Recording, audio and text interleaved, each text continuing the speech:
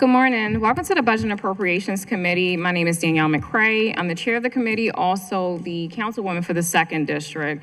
At this time, I'm calling to order Council Ordinance 26-0188, Ordinance of Estimates for the fiscal year ending June 30th, 2027. As a reminder, I am reminding everyone to silence your cell phones at this time. Joining us today, we have our council president, Z. Cohen, members of the committee, Vice Chair Isaac Yossi Slifer representing the 5th District. We also have Councilman Paris Gray representing the 8th District, Vice President Sharon Green Middleton representing the 6th District, and we're joined by council members, Councilwoman Felicia Porter representing the 10th District, Councilman Zachary Blanchard representing the 11th District. Thank you, Madam Chair. And Councilwoman Odette Ramos representing the 14th District. Thank you, Madam Chair. As well as Councilman Jermaine Jones representing the 12th District. In addition, we have several representatives from the Mayor's Office, the City Council President's Office, and the Office of Council Services. The Office of Council Services representative that we have at this time is Paroma Nandi. And before we get started, I'm just going to give just a few updates to the rules and procedures for this hearing. All council members are permitted to ask questions during the agency budget hearings. What we are going to do is that if you are a member of the Budget Committee, you will have 2 rounds of 2 questions and 1 follow-up each. And then we will move to non-committee members for any questions, and then we'll go into an additional round. When making a request, this is for council members, when making a request to the administration or an agency, please clearly identify it as a committee request and provide a reasonable response date as well as a reasonable request. All requests must be related to the fiscal year 2027 budget. The preferred format for the committee requests can be found on your desk. If you do not have the document, then we will get it to you. For agency presentations, for the presenters, you should use the lectern. Before you get started on the presentation, please always state your first and your last name and your position so you can be identified for the record. Before making any statement for the first time for our agency representatives, please also state your first and your last name and your position so you can be identified for the record. As far as public testimony, there is no public testimony during the agency budget hearings. However, written testimony may be submitted at any time prior to the final enactment of the fiscal year 2027 budget. We're going to make every effort to adhere to the previously shared schedule. The agenda for today is as follows. We're starting with Finance and the Bureau of Budget Management and Research, 12:30. Our Chief Administrative Officer, 3:30. The Mayor's Office of Recovery Programs, 4:30. The Mayor's Office of Overdose Response, and 6 p.m. today, Department of Public Works. Breaks for lunch and dinner are going to be observed, and we actually have 1 agency as well that was omitted. Our apologies, that's going to be MEMA, the Mayor's Office of Immigration and Affairs, at 11:30 a.m. At this time, we're going to get started with the Department of Finance, and whenever you're ready, you can start your presentation.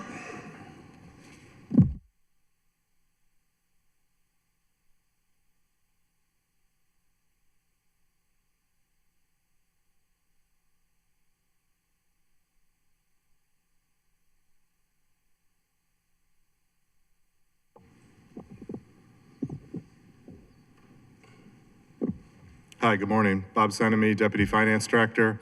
So while we're waiting for the slides to get up, I was going to do since there was the schedule had asked for BBMR to go first, I'm going to do my service first and then turn it over to Michael and he'll go through the other services.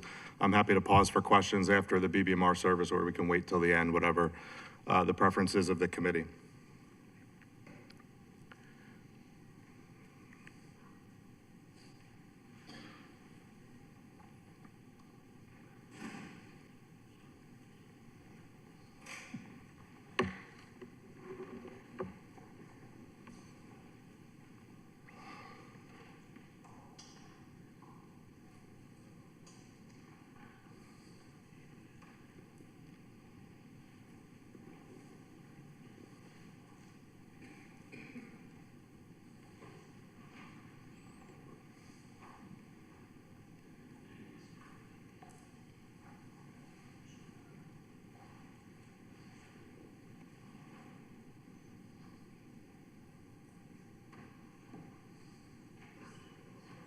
Yeah, if you could go down to, the first slide is 708, if you could go down, because Michael's going to do that part. If you could go down to 708 operating budget. There you go. Thank you. Okay, so we're going to start today. This hearing is BBMR and Department of Finance. BBMR was asked to go first, so I'm just going to cover Service 708, operating budget management. So Service 708, the recommended budget for this year is $3.5 million and a total of 19 positions. And our service is responsible for building, presenting, and monitoring the city's overall operating budget. There's really just one highlight in this service for fiscal 27, and that's that we're adding funding for an additional position to help manage the city's 10-year financial plan. As folks know, we've done, many briefings with the council before the plan was released, and the plan is off to, I think, a really strong start with some things that were already achieved so far, which I want to mention. In fiscal 26, we were able to modernize many of our revenues. A reminder that we updated our EMS fee, we updated our solid waste fee, we signed a new agreement with our nonprofit, large nonprofits in the city, the Meds and Eds, and we've also been briefing the council on a fines and fees package that we'll be bringing this calendar year. 10-year plan was also off to a good start in planning our capital budget this year. So as you've heard in some of the overview hearings, this is our largest level of capital investment out of the general fund. We think ever, surely within the last 20 years, total of $337 million of general fund backed investment. And that's because of the intentional strategy we had in the 10-year plan to slowly increase our GO bond borrowing level and also use COVID era, I should say, reimbursements to reimburse, to pay for some one-time capital projects. In terms of our performance metrics, you can see the first one is revenue forecast accuracy. So our goal in the general fund is to be able to predict our revenues within plus or minus 2% of the adopted budget. And that it remains our target for next year. And then we also have a measure around turnaround time for BOE submit approval. So our analysts, our small team plays a very strong role in making sure that items go to the board, are budgeted and are appropriate and are for the right amount. And you can see our target for next year is to turn those around in 5 days. What we've seen is that many routine items get approved very quickly, so sometimes even within a day, but we leave time for that longer average because there are things that we get for BOE submit that are not for what was budgeted or for more than what was budgeted. So again, our office plays a really strong role behind the scenes in making sure we stay on track and stay on budget as best as possible during the fiscal year. So those are our two targets. Again, 2% revenue forecast accuracy within 2% plus or minus, and then a 5-day turnaround for BOE submit items from agencies.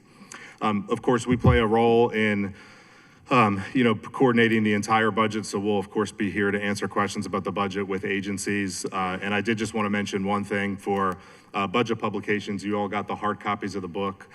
We did post a revised version online. As we catch any errors, we will post that on our BBMR website if you want to reference that one as well. There was one, I would say, significant mistake in that the performance measures for just Monzi, which goes last actually in the hearings, were assigned to the wrong service. So the corrected version is being posted now. So you can reference the hard copy book. It's mostly the same, but if you want to get the latest information, we'll have it available online. And with that, I can either turn it over to Michael for the rest of our services or pause if people have questions about the BBMR service particularly.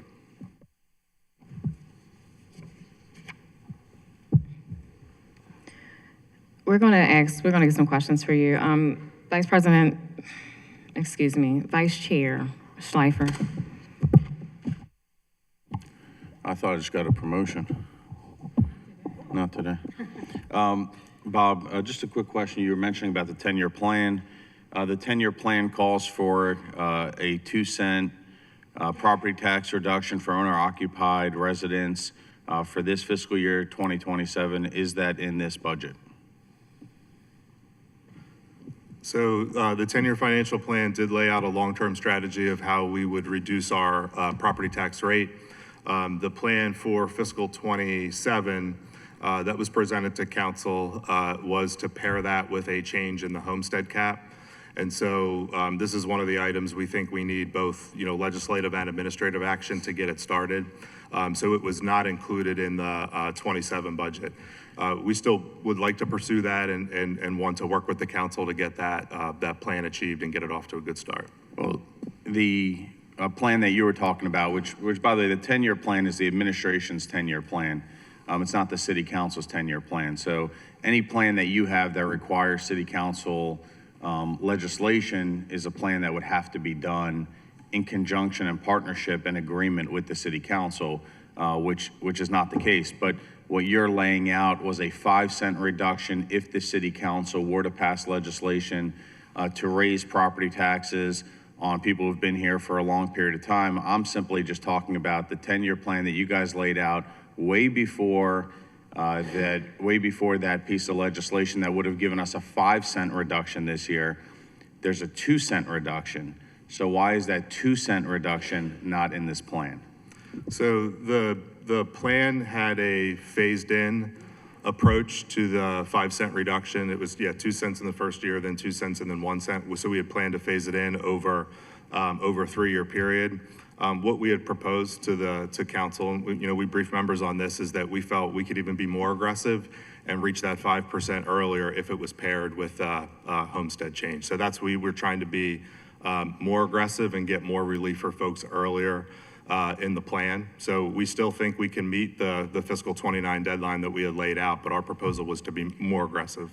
It's quite concerning that if we have a 10-year plan and we're talking about sort of like in the beginning of it, to not be following it, that means the rest of it is going to fail. And so what I would suggest is that if you have a plan and you want to stick to it, you guys should stick to it. And there's the ability to do so in this plan to provide that 2-cent reduction.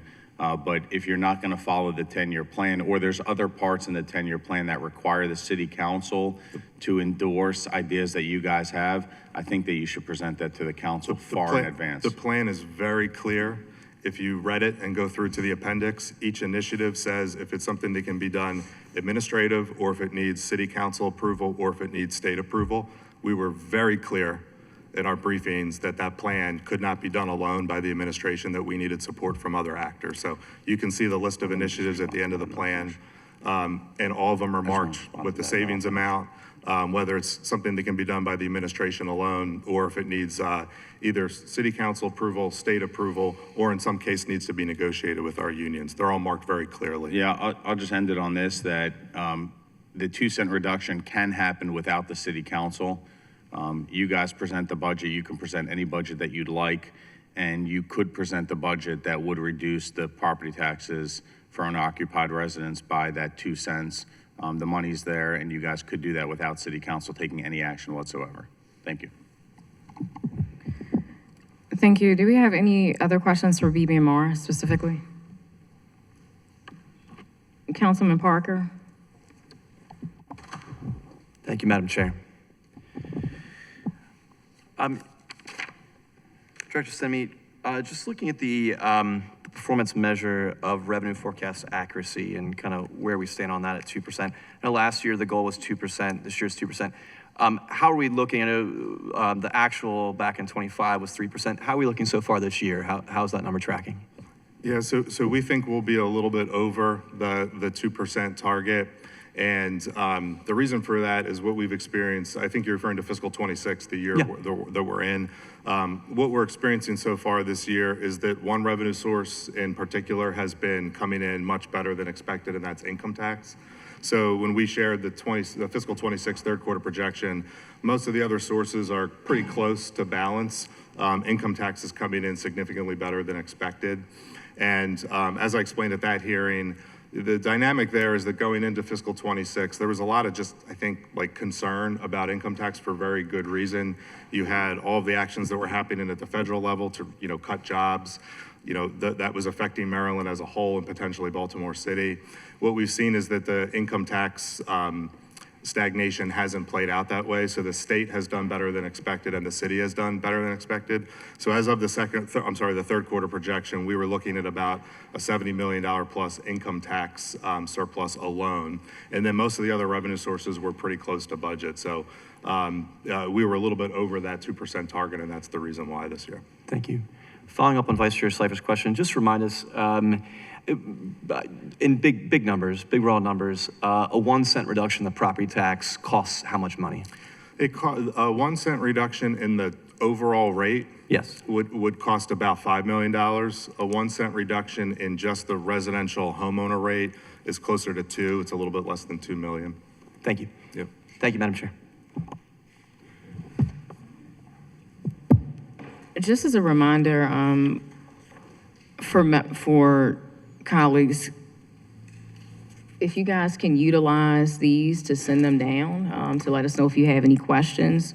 Remaining questions are going to be in this order: Vice President Middleton, Councilman Gray, and then Councilwoman Ramos. Thank you. Councilman Middleton, excuse me, Vice President Middleton. Thank you. I want to go back a minute to the discussion about the property tax. I want to, and you can weigh in on this, but I want to make it clear.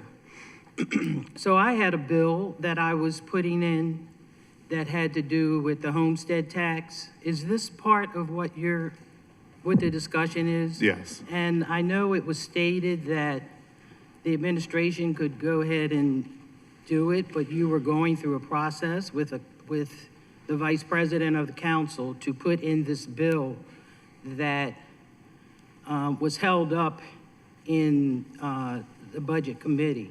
That's right. So I want that made as a matter of record, that your office did attempt to try to get it through in a timely manner. Oh, yeah. Yep.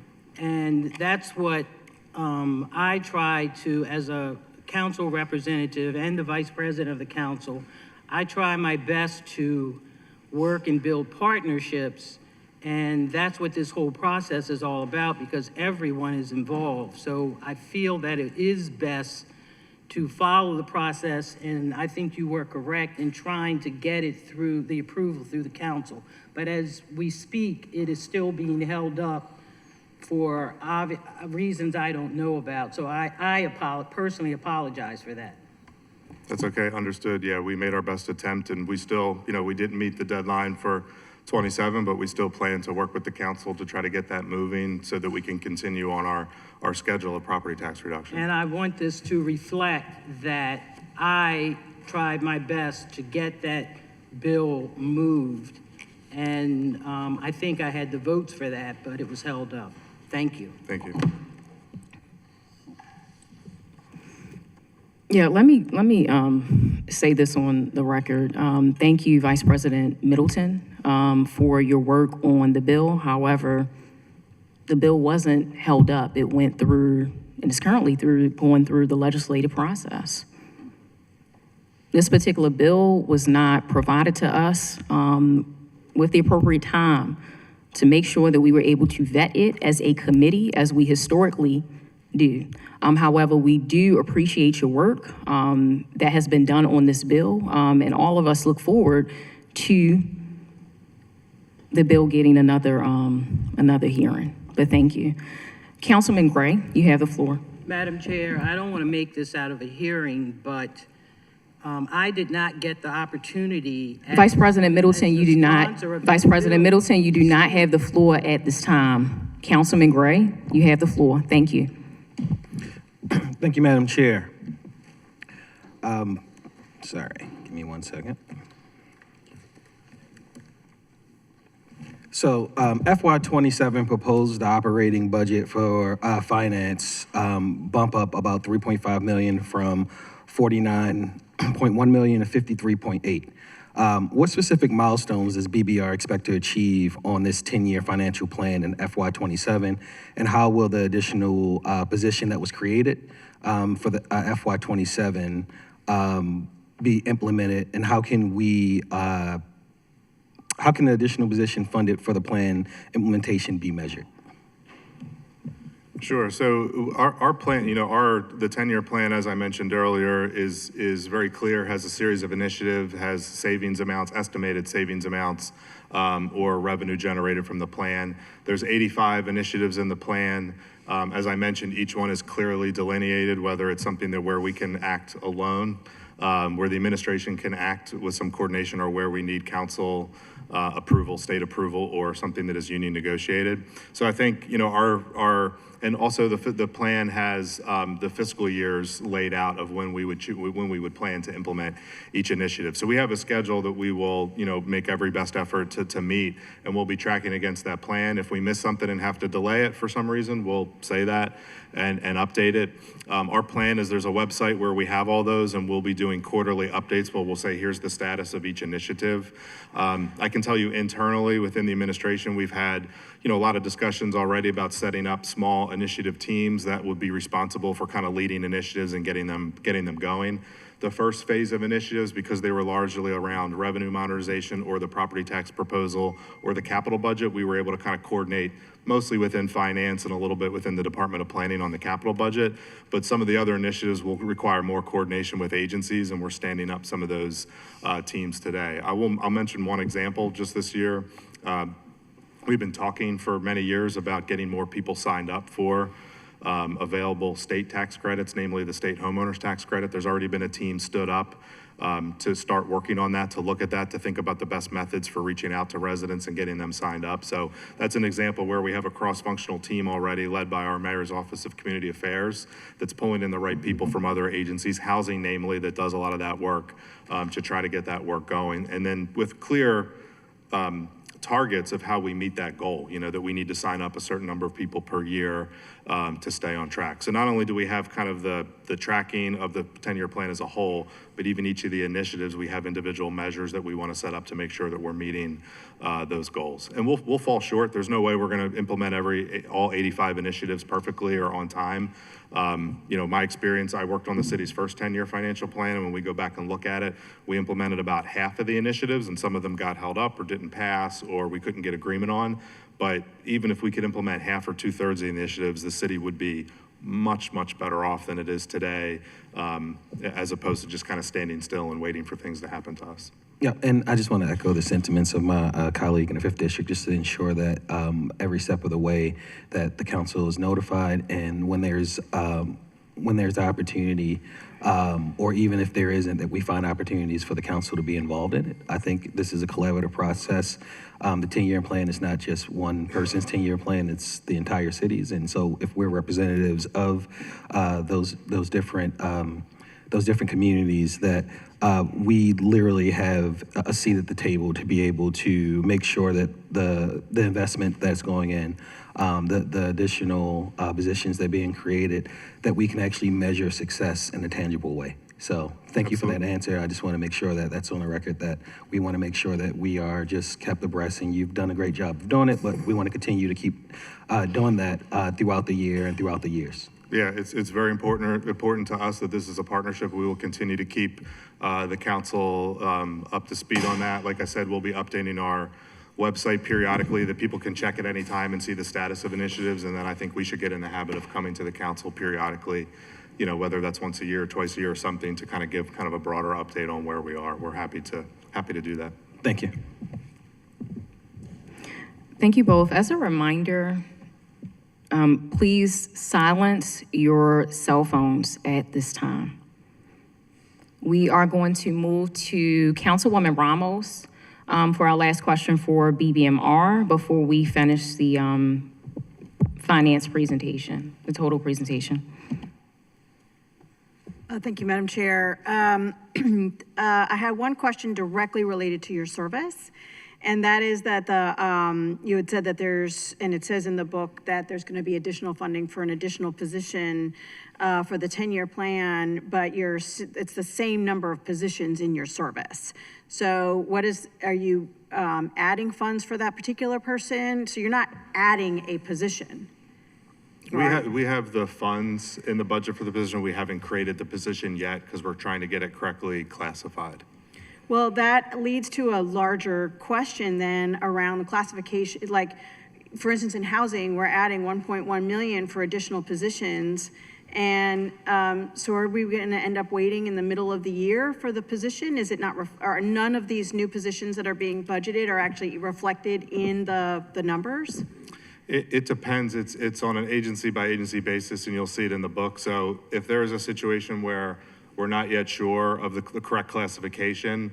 Our practice has been to put funding in the budget, and we call it pending personnel money for positions. And we'll state in the budget, you'll see it in the notes that the plan is to create something. If we know what the classification is, that we've already worked with HR on that, it'll be reflected in the position count. I thought we had started a practice where we were trying to create the positions within the budget process so that we wouldn't have to wait the 6 months for classification of positions. Well, we do try to do that where at all possible, but we're already working on that position now. And so that doesn't mean we have to wait until the middle of the year. It will be ready early in the fiscal year. It's just a matter if we know and have gotten approval from HR on the right classification yet. Because what we don't want to do, is we don't want to put a position in at some random classification that we choose, and then later we have to change it. We'd rather say it's pending, we're trying to figure it out, but there will be the funding available to create that new FTE. I think we need to make the proper notes in the book then, so it's very clear that the position count isn't actually reflective of what the dollar amount is if the positions aren't even added yet. And if it depends, you know, agency by agency, I just think that we need to be clearer about that. That's fair. We'll take that as feedback. That's fair. And then my last question is not related at all to that, but I noticed that we have, the Affordable Housing Trust Fund shows up in the budget under the affordable housing part of the DHCD budget. That's right. But Children and Youth Fund doesn't show up in the budget. The Reparations Fund doesn't show up in the budget. The you know, the Overdose Response Fund doesn't show up in the budget. Why is that? So, excuse me, so they are in the budget. They're just within certain agencies. So the Children and Youth Fund is listed. It's under marital-related educational grants. The Reparations Fund is referred to in the OECR budget, Office of Equity and Civil Rights. And they're listed as special funds, so you'll see the appropriation of how much is coming from that source. Yeah, the Affordable Trust Fund one happens to have its own service within housing. Yeah. But some of these other ones kind of relate to other things in the budget. For example, we give out other educational grants to other organizations, so the Youth Fund is listed under there, so we can show all of the money that we're spending on those related grants. I just don't see the Reparations Fund anywhere other than the $5 million that OECR is getting. And it's a $35 million fund. We're appropriating money from the fund for fiscal 27. And then, yes, there's a balance in the funds that, you know, and it's the same thing for those other special funds. We have balances that are tracked in our accounting system, but the budget is showing how much we're spending from the fund each year. And if you have questions about the balances of any of those, we're happy to provide those or. I just think in terms of transparency, we need to have some way of monitoring that. Like with the Affordable Housing Trust Fund, I think all of us have eyes on it for lots of reasons. It's been around for 10 years. But we're not seeing these amounts in other places in the budget, you know, where they're, not only where they're being spent, but where, like. Do you mean the balances Yeah, of the fund? yeah, Okay. yeah. I mean, we can take that as feedback. I mean, the budget is only showing how much is being spent from the fund. Correct. On the opioid, there's a separate exhibit in the executive summary book that shows all the appropriation that's Yeah. expected for the year. So, did you have something? Thank you. CAO Leach, we want to get back into the presentation. We can come back to you on, I just wanted to clarify the OECR and the reparations fund. can we just make it quick? Thank you. Yes, very quickly. So the $5 million that you referred to for OECR, that money is not for OECR. It is appropriated within OECR to pass through to the Reparations Commission. So OECR is not receiving any of that $5 million. Yeah, I have a lot more questions about it during the OECR budget process. Sure, I'm also happy to answer any questions because I've been really closely with that. Thank you. Yes. Thank you for making that one quick, CAO Leach. Thank you, Madam Chair. You're very welcome. We're going to move on with the presentation. Thank you. If we have any additional questions for BBMR, we'll handle that after this presentation is finished.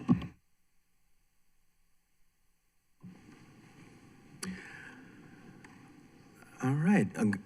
Good morning, Madam Chair, Mr. Vice Chair, Mr. President, council members. Could we go back to the start of the presentation? Just all the way back to the top.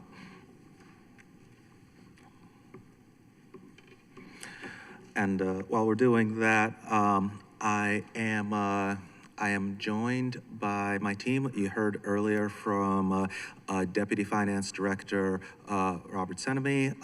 With me also are Deputy Finance Director Ioana Moisides and the chiefs of the various bureaus that make up the Department of Finance, including our newest chief, Doug Foster, who started recently as the chief of BAPS, the Bureau of Accounting and Payroll Services. My name is Michael Moxton. I am the director of the Department of Finance. If we can go to the next slide. So, our budget, like other agencies, is organized by service area. Most of our bureaus correspond to a single service, with a couple of exceptions. The services of procurement, surplus property disposal, and printing, those roll up to the Bureau of Procurement, and the accounting service and the payroll service roll up to the Bureau of Accounting and Payroll. So the mission of the Department of Finance is to provide a full range of services to city agencies, collect and invest all monies due the city, manage city debt, develop and implement the annual operating budget, manage the city's self-insurance programs, maintain the city's financial records, and execute fiscal policy as established by the Board of Estimates. Our goals for FY27 align with the citywide strategic plan. First, we'll continue to maintain strong fiscal health for Baltimore through disciplined budget management and financial accountability.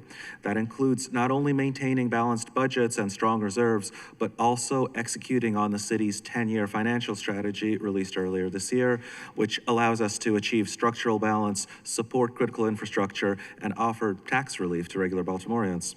Second, our department will drive innovation, transparency, and accountability to improve city decision-making and service delivery.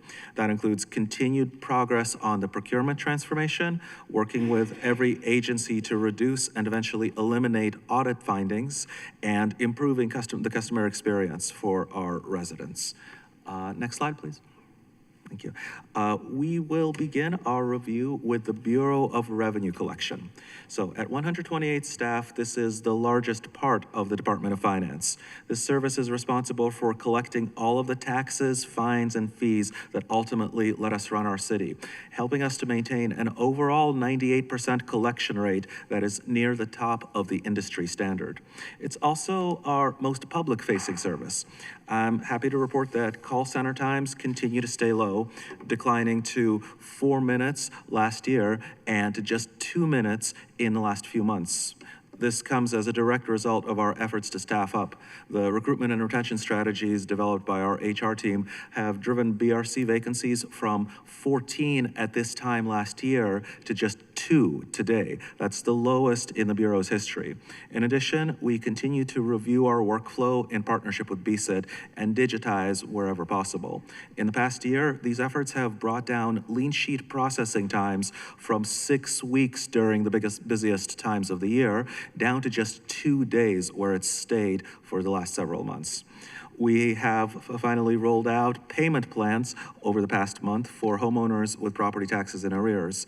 More than 1,700 people signed up, making immediate payments of $372,000 through the new portal and scheduling $4.6 million worth of payments for the future.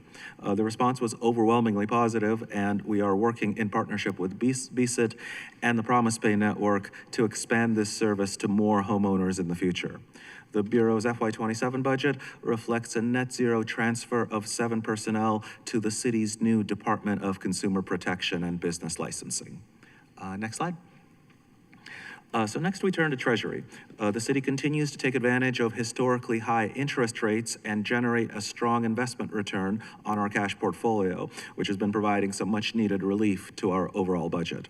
Market volatility may be outside of our control, and we're very careful in what we assume. However, we've been proactive in our investment strategy, taking advantage of an update to our investment policy last year to diversify our portfolio among a broader array of bond types and maturities in line with national best practices. On the borrowing side, over the past year, we issued the nation's first non-contiguous tax increment financing, or TIF bond, to support the vacant housing reduction program. The sale was extremely strong, generating $389 million in orders against $29 million offering, which is an oversubscription rate of 13 to 1. This robust response helps to keep our interest rates manageable and bodes well for future issues of the TIF, which are already under development. Next slide. The administration service supports the rest of the department. This includes our HR team, which has helped to bring the department's vacancies from 55 at this time last year down to 37 today. This budget transfers one vacant position from the administrative service to the accounting service where it's more urgently needed. Next slide. The area of procurement continues to undergo its historic transformation. The staffing up and training that we completed over the past couple of years is now delivering results. And the percentage of contracts meeting our benchmark for a 150-day turnaround has risen from 55% in FY24 to 80% in FY25 to over 90% in the latest data that we have from the last few months. If contracts can be registered faster, that means our partners in the small business community can be paid faster, and the city can get better deals on the services and commodities that we purchase. We will continue to work with the council in the coming year on strategic improvements to keep Baltimore at the forefront of our national peer group, including changes to the charter.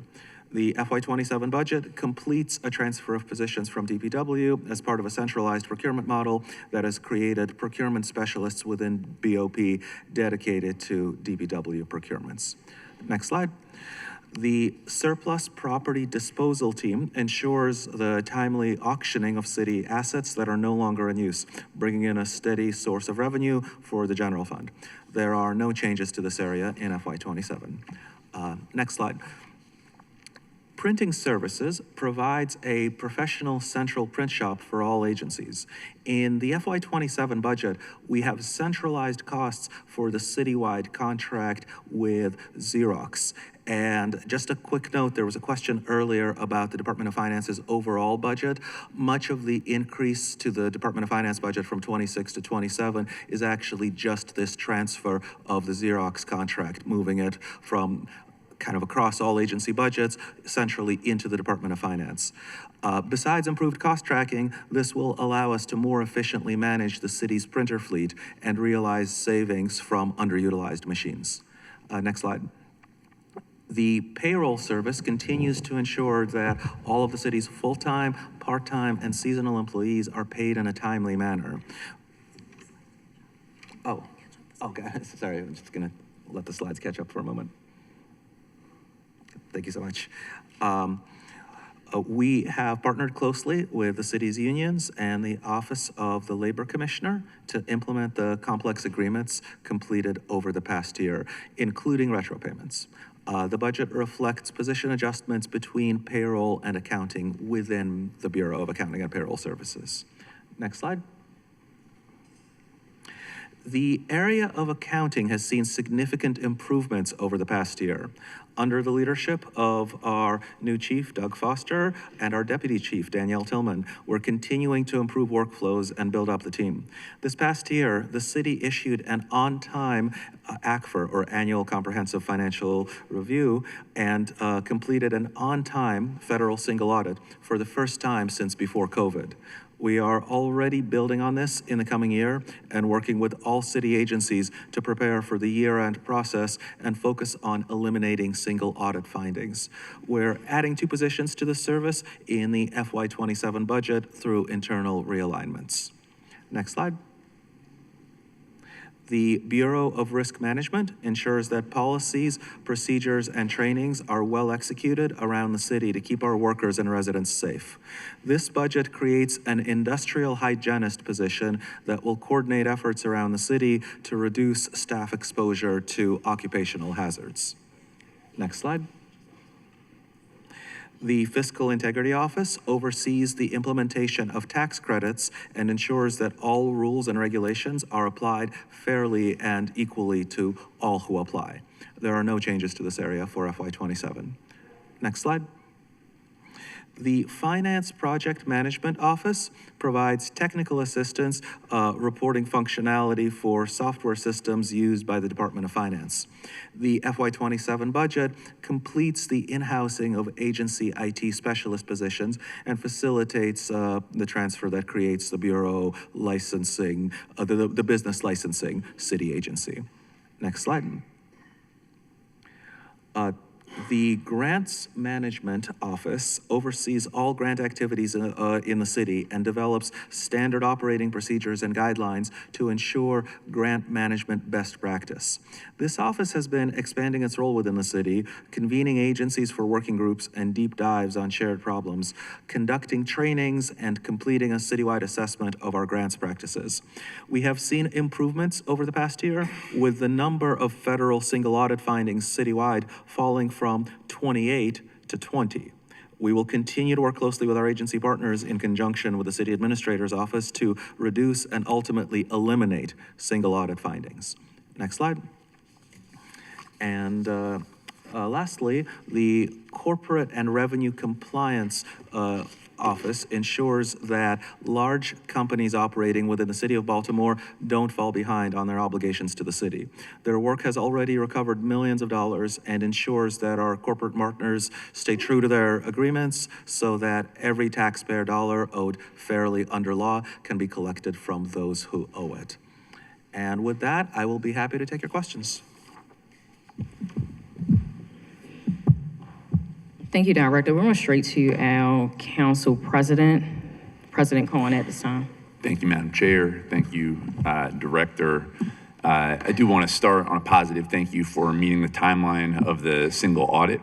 I know that has been a challenge in the past, and I appreciate this year being the first in a long time that you all met it.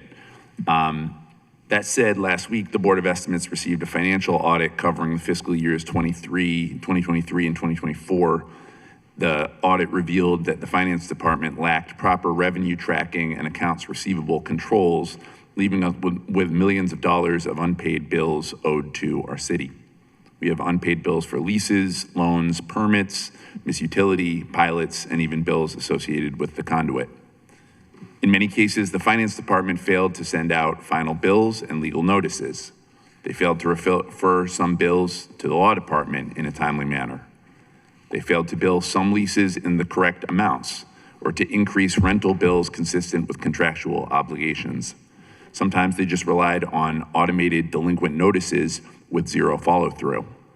All of this demonstrates a disturbing lack of internal controls within the Finance Department.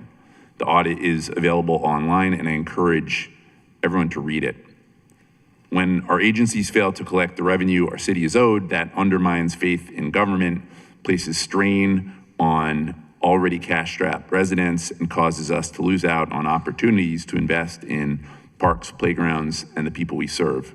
So I asked the Finance Department a simple question during the audit period: how much revenue have we lost because we haven't billed properly or followed up on overdue bills? Inexplicably, the department was not able to provide that number at the Board of Estimates, but the department promised to provide it promptly. Director, have you been able to identify the amount owed to the city in unpaid bills during the time of the audit? Yes, sir, and thank you for the question. We responded to the Board of Estimates inquiry 2 days after the Board of Estimates meeting occurred, and we outlined, which I'd be happy to do for you here as well, the revenues owed to the city. Let me start by saying that the city collects over 98% of the revenues that we bill. And this is not just standard, this is at the high end of our peer group. Cities across America typically collect between 95 and 98%. So we agree that every dollar is important, but we are talking about those final 2%. Within those final 2%, some of it is property taxes from folks that we've pulled out of tax sale because we want to protect those homeowners. The good news there is that with the introduction of payment plans, we are beginning to recover that revenue as well. Now, the focus of the audit was specifically on non-tax revenues, on fines and fees. And this is, of course, a very important source of revenue, but now this is just a $260 million. And within that, we still collect well into the 90s percentage-wise of the revenues owed to us. The outstanding amount from the most recent year was around $14 million. Now, that is actively being collected, and that number is constantly dropping.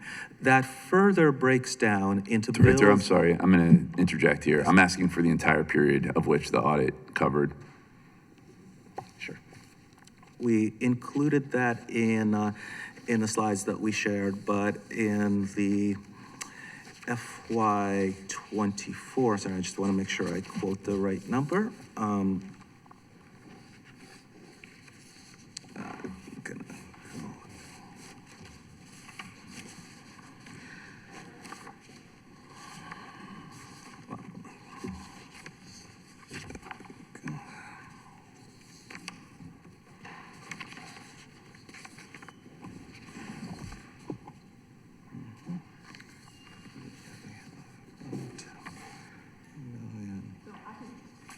I'm happy to jump in and provide some of the information. So the information that we provided to the Board of Estimates, and before I go into this, I want to clarify that was not a financial audit. The Audits Department provides performance audits. So that audit was focused on policies, procedures, SOPs, standard operating procedures. But in FY24, the uncollected amount that we had within the legacy system was about $5.7 million, whereas in FY25, that amount was $4.4 million. And then within Workday, the uncollected amount was $1.4 million. So in FY24, you're looking at an uncollected amount of about $7 million or so. The finance department can confirm that number for me because I'm doing quick math on the back of the envelope. In FY25, we're looking at $4.4 million uncollected in the mainframe, which is our legacy system. And then I'll go through what is in the mainframe versus what is in Workday. And the uncollected amount in Workday was about $3.1 million. So we're talking about less than 0.5% of the total revenue that the city collects is outstanding. So some of the things that we are talking about that are outstanding are, again, a lot of the citations that come from the Department of Housing and Community Development live within the legacy system, which is the city's mainframe. So whenever we are issuing citations for boarding and we have to track down those property owners, like those are some of the things that live there. We also have the PACE loan program, which is the environmental loan program. That is lienable, which again, the finance department will get in what is lienable versus non-lienable, because what we are focused on as far as working with the law department on is what is not lienable. Of what is not lienable, meaning that it won't go through the tax sale process to get collected, you're talking about maybe $6 million worth of non-lienable citations or revenue that we would work with the law department on. The majority of the revenue that we're talking about is lienable. So the PACE loans are lienable, for example. Some of the other items within the mainframe are lienable, and so we would use the tax sale process in order to collect that revenue. But with that, I'll turn it over to the finance department so they can, one, confirm the numbers that I just read out, because I want to make sure that we're very clear to the public and the council about what is still outstanding, as well as to talk a bit more about what is lienable versus non-lienable and which system it lives in. Thank you so much, City Administrator. So going through the different types of billing, the majority of the city's billing for fines and fees is done through Workday, where we bill about $230 million. In FY25, we have $6.8 million still outstanding. In FY24, we have $8.1 million still outstanding. The notable thing about the bills billed through Workday is that Workday allows us for follow-up, and there are measures in place to ensure collections on these bills. As the city administrator mentioned, this includes the full range of bills such as conduit, pilots, misutility, leases, loans, and permits. The particular focus for us, and as was covered in the audit, is the city's legacy mainframe system. We are actively converting our mainframe bills into Workday, but from what still remains on the mainframe, there is about $30 million in billing. Most of that, once again, is collected. The lienable portions of that are subject to the city's tax sale process represent the majority. There is $4.4 million outstanding for FY25, $5.8 million outstanding for FY24.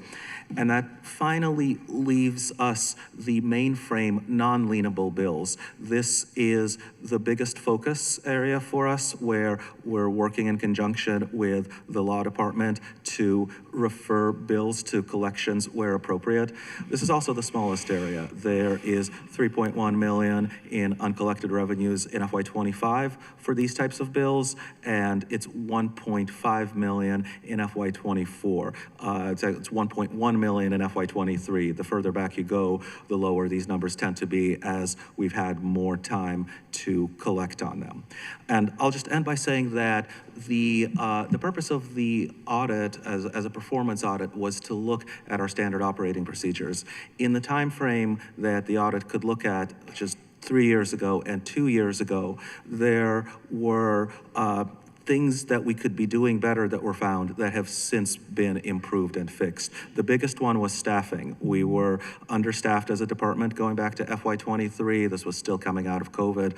We have since filled those positions, and there are now people in place to move these bills through faster. We also had to rely, while we were short-staffed, on individual knowledge. We have since been building standard operating procedures, and that process of finalizing our standard operating procedures is going to be complete within the next 2 months. We'll go back to the Board of Estimates and report back out on the improvements we've made during the performance audit. But as all this is happening, we continue to refer bills to the law department and continue to collect every last dollar. Thank you, Director. Can you just, can you state again exactly what were the total amounts that the council president asked for? Sure.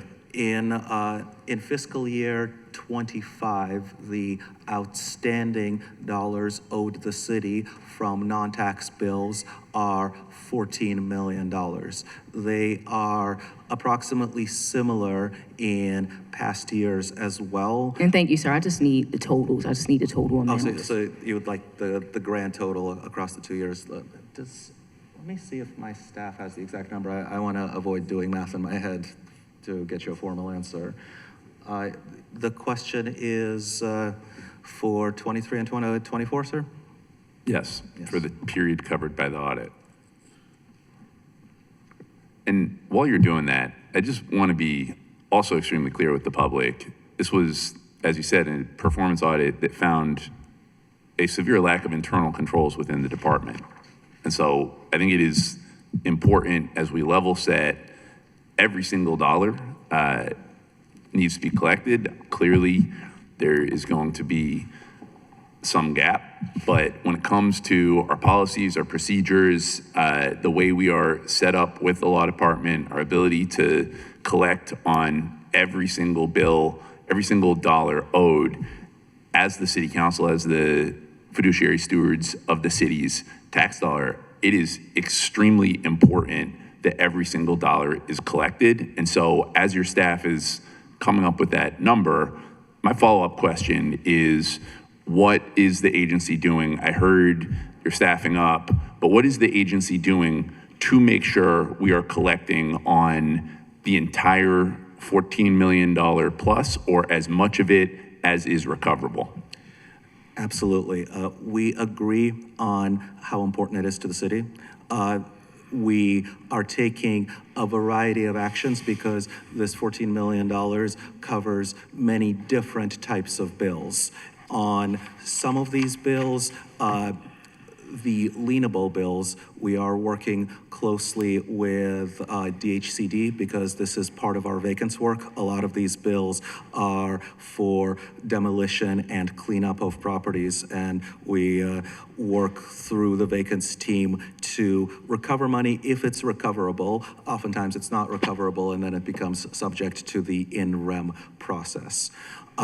On the workday bills, we are now referring all bills that can be collected upon to the law department.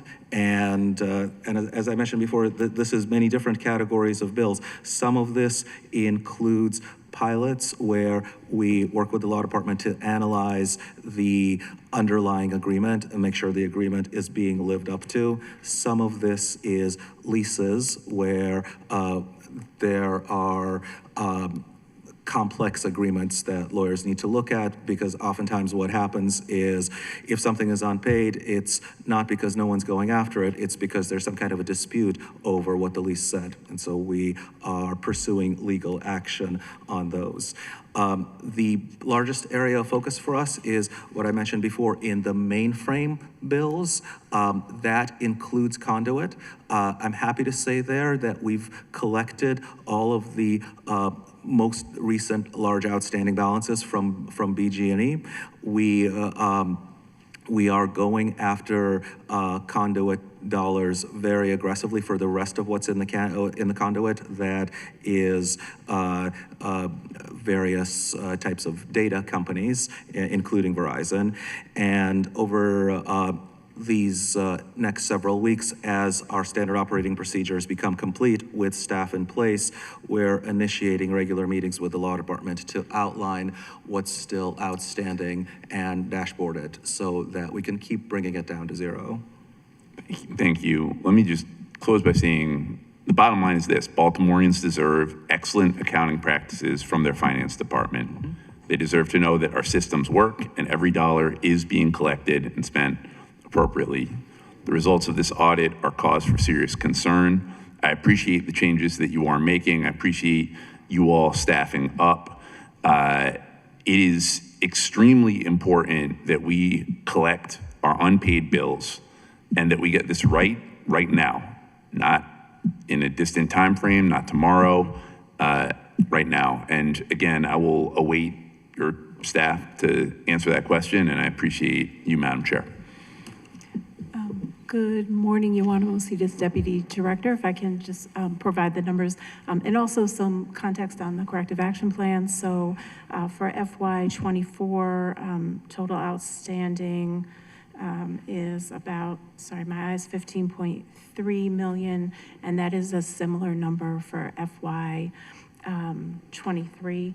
We are happy to provide that and follow up to the council, as well as provide the detailed action plan that was shared with BOE. But I want to note that we were pretty aggressive with the timelines for developing the SOPs and policies because of the importance that we place on this.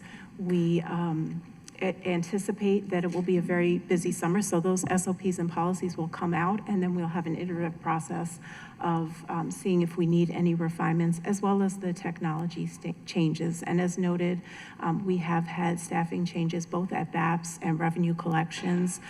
We're heartened that with that, we'll have the same results, the focus on staffing, training, clear expectations citywide to agencies, about what they are required to do and what we need from them so that we are able to effectively bill. And with those in place, we feel confident that we will see change. Deputy, I just want to make sure I heard you correctly. So you said 15.3 million for each of the 2 years covered by this audit, so a total of about 30.6? Correct. And we can follow up with the details in writing if you'd prefer. Thank you. I'm sorry, two things. One, I just want the team to repeat the numbers, give FY24 and give the FY25 number.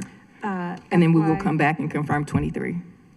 FY24 is 15.3. Okay, and FY25? FY. 14.4. Got it. And then we're confirming we will follow up with FY 2023. Correct. Because I think that was included in the audit. The other thing too that I just wanted to offer and to close with is we are going back to the Board of Estimates on June 5th to provide a status update about what is still outstanding as well as the status of SOPs. So I just wanted to give an actual date to this council with my commitment of when we will be doing follow-up to the Board of Estimates. And I believe June 5th is the date of that Board of Estimates meeting. June 3rd, not the 5th. Thank you. Service 148 revenue collections, that's our service responsible for collecting money owed to the city. As you stated in the presentation, given the audit findings, why is FY27 the right time to transfer 7 positions and $351,000 in contractual services out of finance? Absolutely. This is the creation of a business licensing agency, and this is not in any way a loss for the city. It's a net neutral budget transfer, and it allows for an independent city agency to focus on streamlining licenses, making sure that the process of getting a license is easy and predictable, but also well overseen. The Bureau of Revenue Collections has many different duties. The people that were involved with licenses are wholly separate from the teams that collect revenue. So this creation of a new agency will not negatively impact revenue collections. So those 7 positions, obviously the $351,000 contractual dollars, they're only connected to licensing, not collection, not to billing, not to invoice review or any type of customer account follow-up. Correct. Licensing was one of the duties that was historically within the Department of Finance, although, to be frank, not really well aligned with the rest of finance's work. And these positions, these dollars, are not related to the collection of taxes, fines, and fees. They were always strictly for the processing of licenses, and that is the function they'll continue to serve in the new agency. So just to confirm, the Department of Consumer Protection and Billing, they're not going to be inheriting any type of unresolved receivables, any type of billing requests or billing issues? No, it's not related to billing. Thank you. Councilman Gray. Thank you. This is for Service 701. First, I want to give a shout out, because my chief of staff would probably kill me if I didn't, to Steve Thomas and the entire print shop. They've been incredible in supporting my office, not only with talking them through ideas, but also helping them turn those ideas into tangible things that we can share with our constituents. And so it's been a big help, so I definitely wanted to give them their flowers. But on to the topic of printing, the budget jumps from 3.8 million to 6.7, and that's largely due to centralizing the Xerox contract for the allocation 2.8 million. My question is, one, I just don't want to lose that connection that we have. And usually when we centralize things kind of just, the warmness kind of leaves. So how will your agency track and dispute inaccurate print charges now that billing is centralized?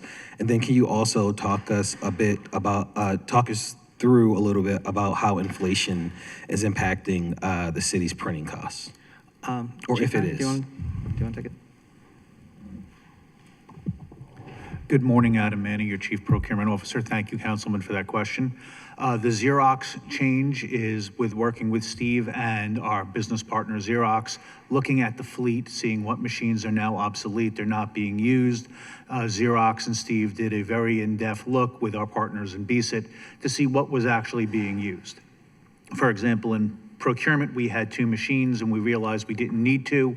one was removed. We've also been going through the fleet and looking at obsolete machines and having them replaced with more modern machines, which actually save money. The print shop actually reports out on a monthly basis to the Office of Performance Improvement, showing what we've done, everything of that sort. They have their own internal people who are monitoring every charge that they do, every time they do a print job, making sure that it's done, that it's correct, and that we are billing internally and externally if we need to on top of it. Steve and his team do an amazing job keeping that going. And I would like to point out, when Steve started, the print shop ran at a deficit. And currently, if they are not breaking even, they are that close to being breaking even and then moving into a profit. And just a quick follow-up. When it comes to, and I know those who print a lot in council offices, I know sometimes we have like a budget for each office. How will that be affected by the centralization?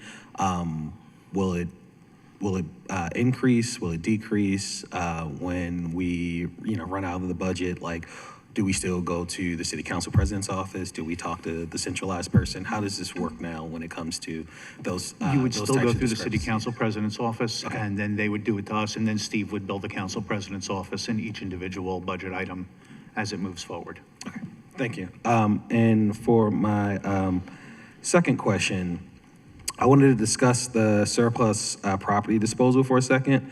Something that really stood out to me was this topic. And so could you let me know how many total properties we currently have as surplus on average, and how many properties come into surplus annually? Chief Penny, do you have that on hand? Thank you, sir. The surplus property disposal doesn't dispose of real property, which is land, buildings, things of that sort. They're mostly in obsolete physical goods, and the most of what they're doing is with the surplus of vehicles, burned out vehicles, when it comes to the tow yard that we have, making sure that we get these done. There's a value in scrap metal and getting those through. That's where the majority of that is being taken care of. Example is if your office has furniture that needs to be disposed of, we would go through it, it goes through a public auction, and then we move forward with it. But on average, how many how many properties come into, well, not properties, but how many items come into? Hundreds of thousands in cars alone, and not cars that are city fleet vehicles, which have, but with cars that have been abandoned, they're no good, they were junkers picked up. They process thousands of them on a monthly basis. I can get you the exact number, I don't have it offhand, sir. Yep, could I make that a committee request? And I assume with the, because we saw something that said it's only offloading about 100 to 150 surplus properties per year via auction. And so that would be different than just the other items that we're talking about, Yes. correct? Okay, just wanted to make sure, because if we had so many things that were coming off and we're only getting rid of 100 and 150 properties, I was going to ask basically, how are we tackling this issue proactively? But when it comes to cars and furniture, could you also just go into a little bit about what partnerships we have around the city to help, folks that need cars, schools or nonprofits that need furniture? Are we doing any of those types of partnerships, or are we just trying to? Sir. It's usually depending upon the agency. I do know, for example, in the next Board of Estimates meeting, there is a request to donate desks and chairs to a nonprofit from one of the city departments that'll be going before the board. The police department has donated, if not the last board meeting, the meeting before that, microscopes and other items to one of the universities. So we do that. We can donate to nonprofits, schools that are needed. It depends upon the state that the item's being done, if they need it, and then going through the proper procedures and bringing that before the BOE to show how we're disposing of that asset.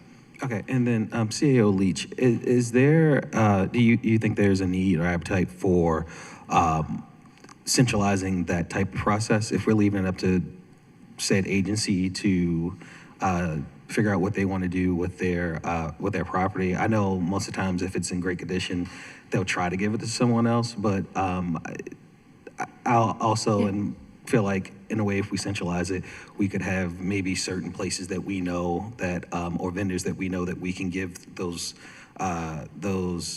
projects, not properties, but like physical properties, like the desks, the cars. We can give those to certain nonprofits or partners across the city. Because one of the things I'm just thinking off the top of my head, maybe a said agency they don't know who to give the thing to. And so if you don't know who to give the thing to, then you will just throw it away. If not centralize it, can we have some type of like, hey, every agency, these are the places that we would, these are preferred partners that we can give said things to. Yeah, I think that's a great idea. And I think you are absolutely right that there's an opportunity for us to educate agencies about what they can do and the process by which they may be able to donate some of their surplus goods. So I'll take that back as a follow-up. And a more immediate thing that we can do is at a future cabinet meeting this summer, we can have Director Manny come in and present on, that process and educate agencies. And then we can potentially look at putting something more formalized together of maybe some approved nonprofits or at least an SOP on the process to do donation of goods.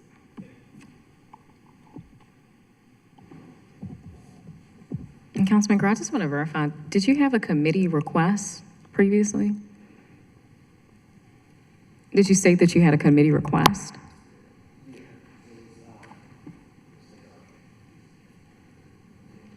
Yes.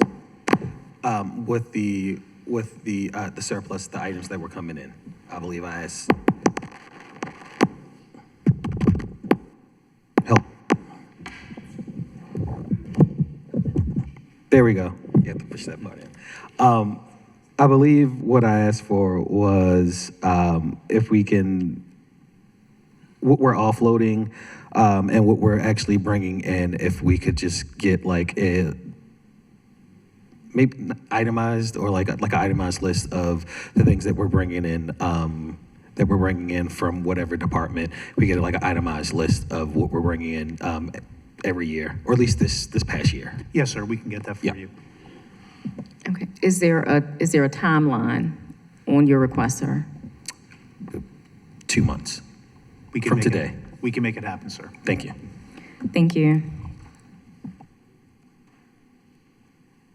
Okay, so I have just a few questions about Service 915. That's going to be the Corporate and Revenue Compliance Service. Can you speak to why FY27's case review target is lower than FY26? And again, at Service 915.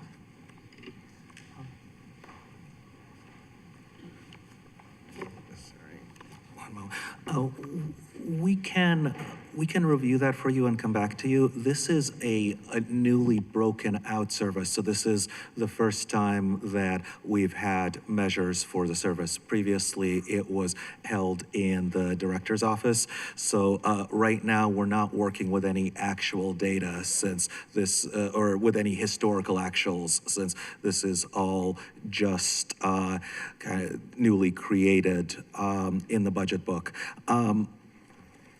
I want to make sure I come back to you with an accurate answer. So let me come back to you on the exact numbers if you'd like. What I can say is that this service is steadily collecting several $1 million a year for the city, and we do expect that to at least hold steady in the next year. So what we have for FY26 target, I just want to I know that there were a few errors, but I want to make sure that this is still correct. Were you guys online for FY26 to complete the 15 cases, or was that done just knowing that this is still a new agency, or is there someone here to speak about that at this time? Thank you. We're going to bring up the head of corporate compliance. Perfect. If you want to just grab a seat.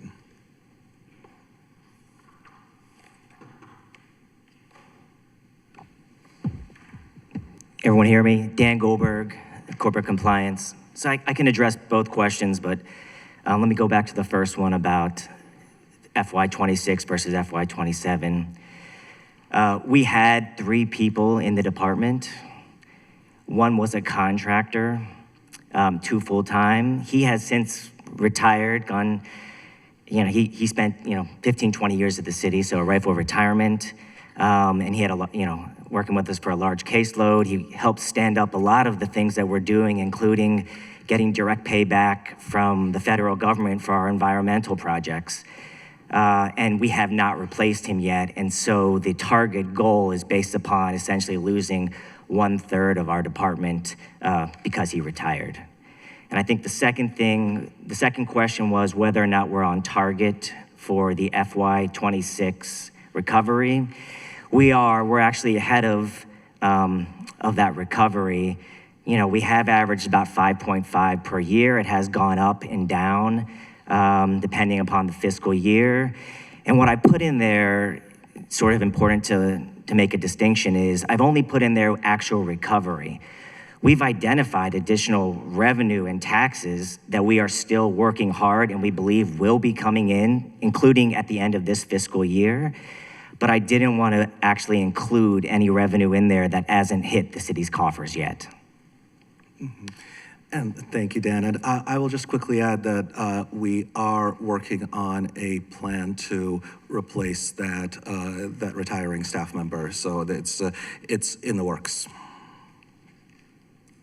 Okay, because that was going to be my next question. If we're collecting and we're on track to collect millions, why weren't we expanding this particular unit? But you guys say that you do have a plan to replace that contractual worker. That is correct. We're working on a plan we're working on recruitment for replacing that staff member. We have been putting a lot of thought into a larger scale expansion of this work that is reflected partially in the 10-year fiscal strategy, but we're moving on some of that now. So I expect to be talking to all of you about it more in the coming year. Thank you both. Councilwoman Porter. Thank you so much. Director, I want to go back to Service Line 148 revenue collection, particularly the focus of the Phase 1 citywide comprehensive fee study. Can you explain the equity considerations that were included in the methodology to determine which fees were increased, particularly for low-income residents and also small businesses? I can take that one. So Okay. we've been, going back over the past year, we did a study. We worked with one of our consultants to do a study of all of our fines and fees. We're complete on Phase 1, and we're now adding others. We've been briefing council members. Yep. I think you probably received a briefing. So we've been trying to figure out there's a couple things there. One is, are you getting kind of the full cost recovery? And then also looking at benchmarking with other jurisdictions to see if we're in line Sure.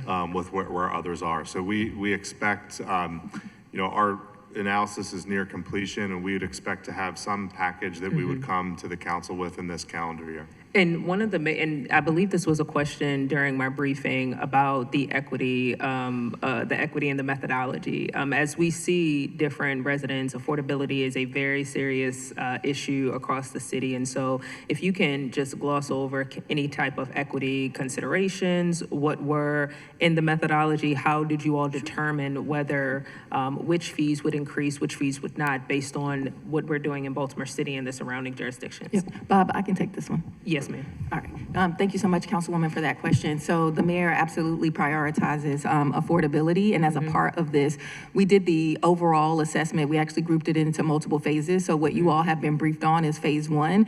Many of these fees had not been, fines and fees had not been updated in over 20 years. And so what we did as a part of that process, so I'll speak to the methodology, and then we'll talk about equity. So as Bob mentioned, our consultants looked at surrounding jurisdictions. So they looked at our peers in Maryland, but they also looked in Pennsylvania, I think, or Philadelphia, potentially Washington, D.C., just to see how we were in comparison to our peers. And then we also looked at the staffing associated with each of the services that was provided, because of course, the revenue generated, of course, we invest back into being able to deliver the service. The mayor was briefed on the fee study and all of the recommendations.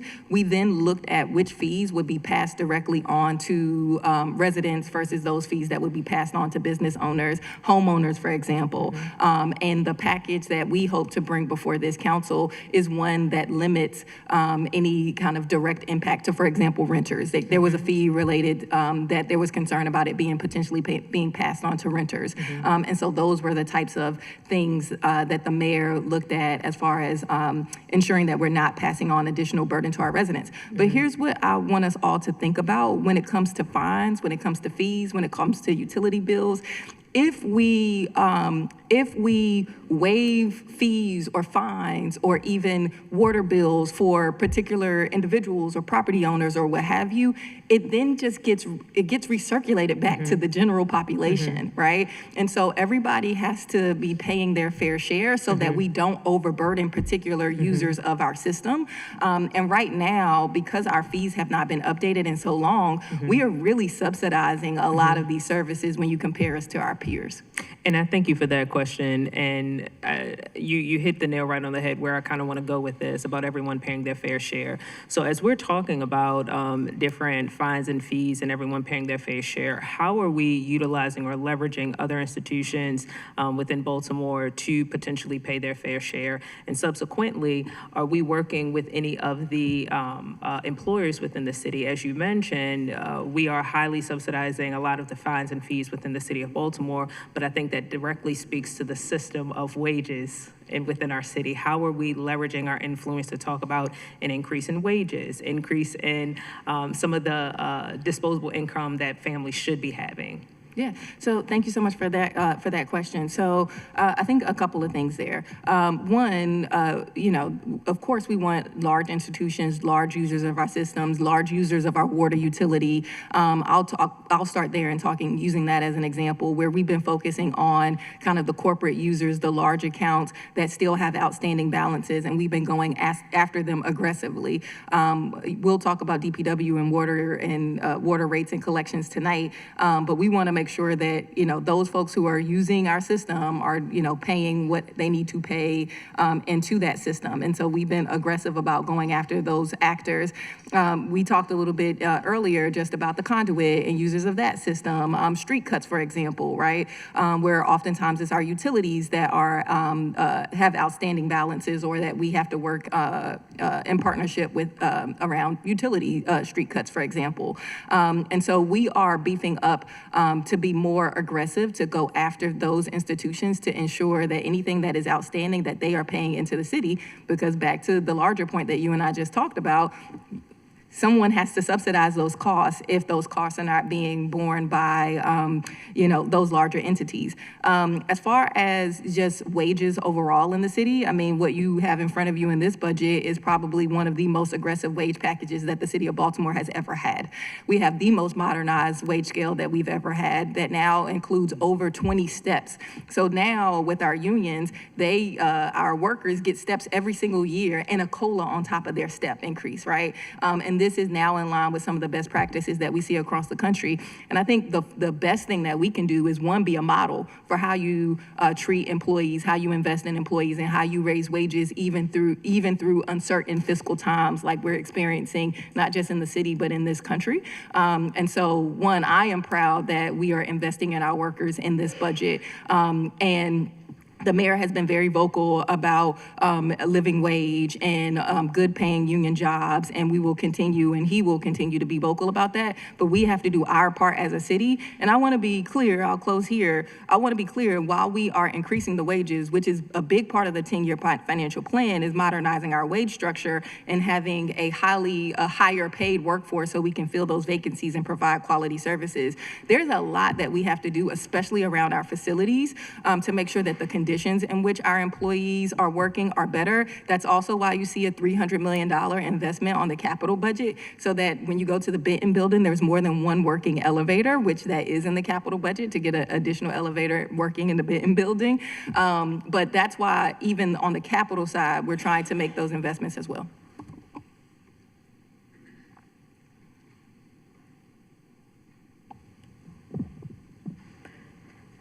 Councilman Blanchard. Thank you, Madam Chair. Thank you, Director. Great opportunity to talk about one of my generally favorite topics to talk about, parking enforcement. Let me pull up the numbers here.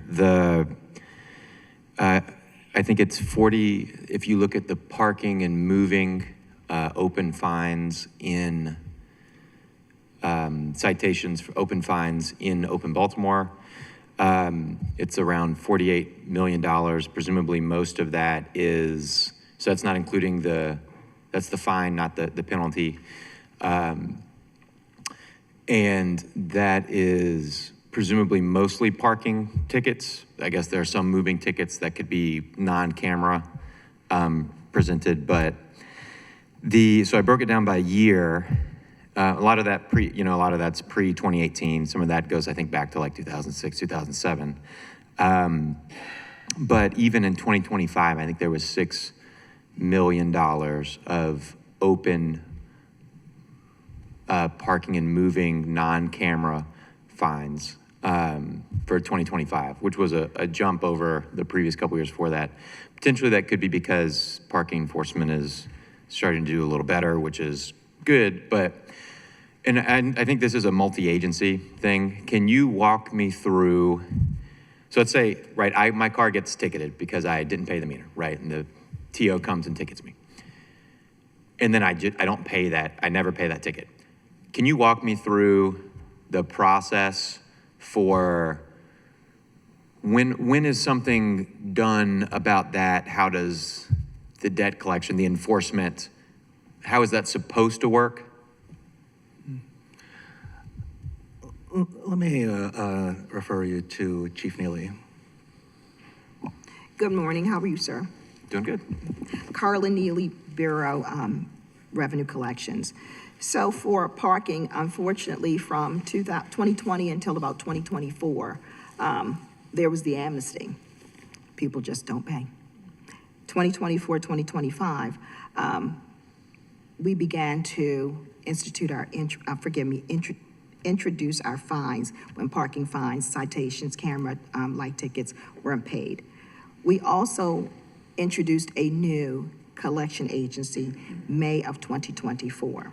And since they've taken over that particular function, we've seen improvement.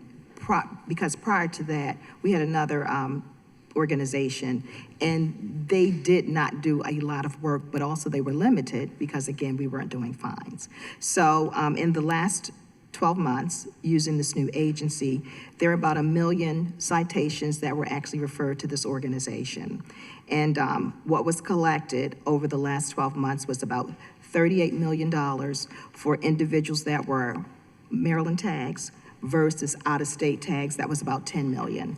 And with that, we also, for an extended period of time, for some reason, predates me, we were not doing out-of-state violations. And for most part, there's no reciprocity between certain states with Maryland. Can you Yes, clarify, sir. when you say we were not doing out-of-state violations, meaning we were not, We weren't doing any follow-up. like follow-up for collection? Correct. Okay. And so that predates me. While it was turned off, I can't answer those questions, but I know it was turned back on under me. And so with that, again, we see the increase in the number of parking citations that are parking in red light camera and speed tickets, vehicle over height, going under bridges and what have you. And so there's been marketable improvement in those particular areas as it relates to those types of citations. So is your sense going back, so I think the difference between 2024 and 2025 in unopened fines, and it was like a 40 or 50% increase, is that because it's only been 6 months since the end of 2025? Correct. That's one piece of it. But again, now that we have the fines again, that'll also increase the dollar amount because those fines were not imposed for a 4-year period. So not only do you have the citation amount, you also now have the fines added to it. Okay, so currently, and I guess for the last 2 years, we've had, resident Zach with my Virginia tags, right? Live in Baltimore, got Virginia tags. Yes. I get a parking ticket, I don't pay it, I never pay it. At what point does that, so at some point, it's gonna trigger for finance to, like, it's gonna be automatically forwarded to The a collection third-party agency. Yes. collections vendor? Yes. And may I back up, because forgive me, I forgot one important point. When I say those particular citations for out of state, that particular item changed, there were only the notice that was going out and a follow-up. Now we're doing the letters for them every month. Evidently, when those particular parking tickets for those extended, I guess, reminders, for some reason, those weren't going out. So that individual out of state would only get 2 notices, the ticket itself, and then a follow-up, and that was it. Now we're doing a follow-up for 6 full months. So you're getting that notice, January, February, March, April, May, June. June, then that particular ticket is turned over to our new collection agency. So it's, okay, so it's a 6-month buffer period, then Yes. gets passed to the collection. Yeah. Correct. Can I offer a couple things that also happened throughout this process? So, you, Zach, with Virginia Tags. To set the record straight, that's not actually true, so. I'm sorry, I'm kidding, council member. But, so, a couple things happened. So, and I want to clarify a few things. So during the pandemic, we turned off like the late fees if you did not pay your parking tickets. We turned those back on. I think Ms. Neely was saying in 23-24 is when we turned those back on. So I just wanted to clarify those fees that were turned back on. It was the late fees.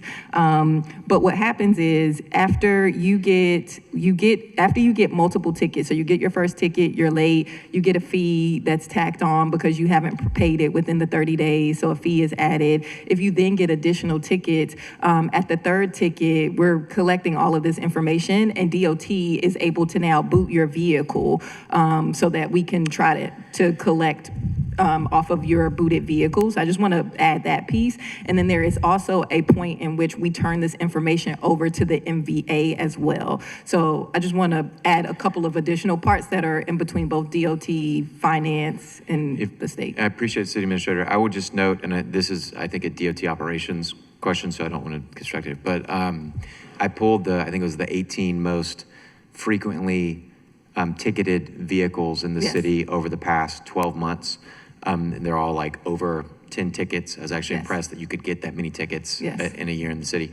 And about half of them should be getting booted. And so it's clear that when the TOs are scanning the vehicles, it should be flagging as this vehicle has 20 unpaid tickets over the last, et cetera, and should be booted. And that is, at least from what I saw, it seemed to be not happening. So, we can pull that information. So I actually have similar information. I want to say I have like the top 20 or so. Councilmember Dorsey, you'll recall this because we had discussions about referral to the law department at a point.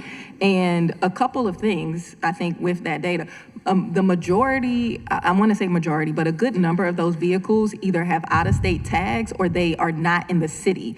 And so they are coming in. Yeah. Right. And so it could be, so what you're talking about are the non-red light camera tickets. Because I think I'm talking about overall In open Baltimore, I couldn't figure out how to parse out parking from just like the non-camera in general. So there could be other things. Because it could be that the TOs are not issuing the tickets. It could be that they're getting red light camera tickets as well. Like that could be a part of it, but I'll follow up with you on this so that we can have this information for the DOT hearing. My last piece of this question is the sense of, I guess is specifically for the finance department, is your sense that the